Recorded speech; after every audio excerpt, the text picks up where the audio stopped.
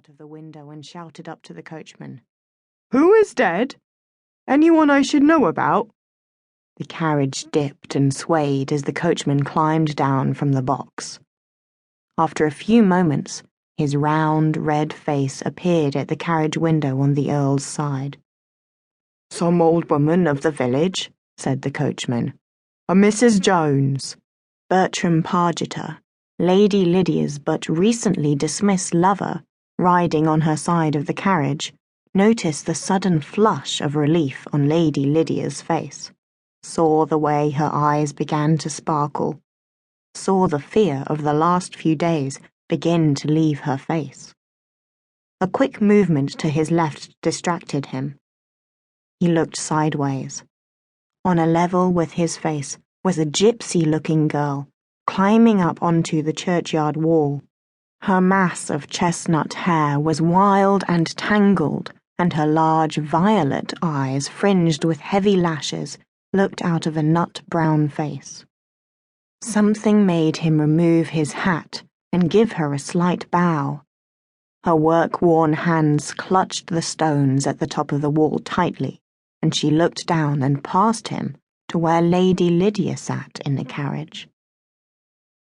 Lady Lydia glanced up and saw the girl. She quickly raised her fan to shield her face and said something.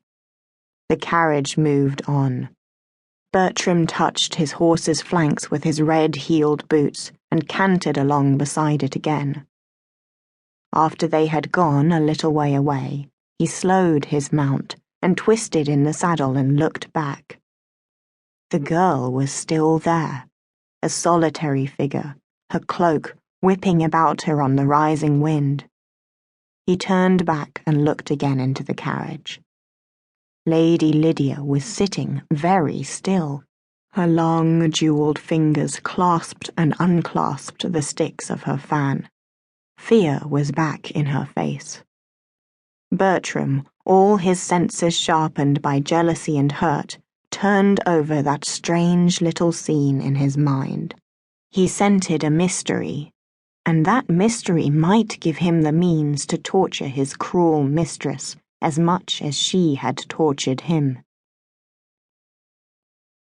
After the funeral, Polly returned sadly to the little cottage in which she had passed 16 years of her life with old Meg Jones. There were no funeral baked meats, no sympathizers. Without looking at her, the villagers had filed out of the churchyard and had gone their separate ways. The cottage had very little left in it, Polly having sold the furniture and the pots and pans to pay for Meg's funeral.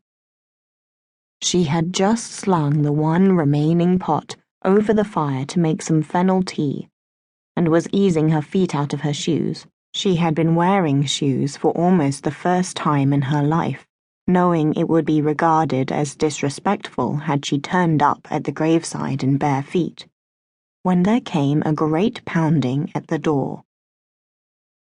Sure that it must be some villager calling to give comfort, for people could not really be so unfeeling, Polly went to answer it.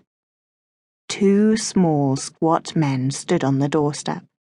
She recognized the squire's bailiff, and her face hardened. "You've got a week to get out," said one, picking his teeth with a straw.